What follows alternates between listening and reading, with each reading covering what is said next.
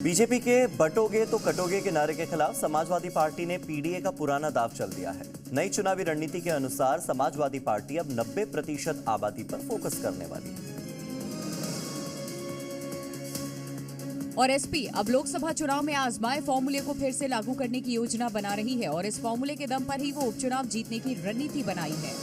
दरअसल इसी रणनीति के तहत अखिलेश ने गाजियाबाद में कहा था, प्रभुत्ववादी सोच के 10% लोगों से 90% पिछड़े दलित और अल्पसंख्यक को बचाने के लिए है। पीडीए की एकजुटता और एकता दिखाने का भी ये चुनाव है, लेकिन एसपी के पीडीए फॉर्मूले पर भारतीय जनता पार्टी निशाना साध रही है। नारे का निशाना सही जगह पे लग गया है, तीर सही जगह चल गया है और जो गुब्बारा अखिलेश यादव ने फुलाया था पीडीए का, आरक्षण का, संविधान का, उसमें इस नारे ने पिन चुभो दी है। तो वही समाजवादी पार्टी का दावा है कि पीडीए की बढ़ती ताकत से बीजेपी और दूसरे दल घबरा गए हैं। आज भारतीय जनता पार्टी हो, बसपा हो या कोई अन्य दल हो, समाजवादी पार्टी पीडीए की बढ़ती ताकत से विचलित है, परेशान है, हताश है, निराश है। समाजवादी पार्टी का दावा है कि देश के 10% सामान्य वर्ग के अमीर लोग 60% राष्ट्रीय संपत्ति पर काबिज हैं और उपचुनाव में इन्हीं सब मुद्दों पर फोकस करते हुए एसपी प्रचार अभियान चला रही है। इधर महाराष्ट्र विधानसभा चुनाव के लिए सत्ताधारी महायुति और विपक्षी महाविकास अघाड़ी दोनों का ही मैनिफेस्टो सामने आ चुका है।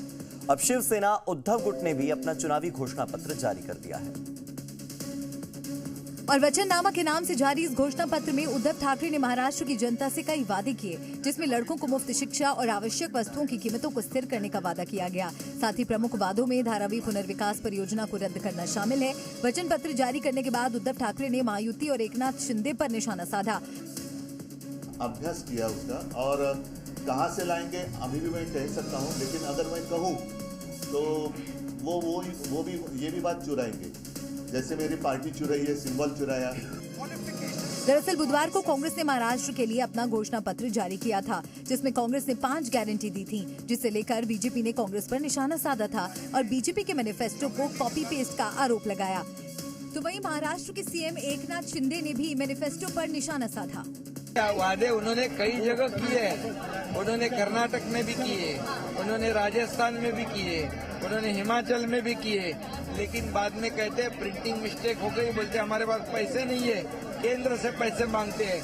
ये झूठे लोग हैं, फरेबी लोग हैं, ये विश्वास रखने लायक लोग नहीं है।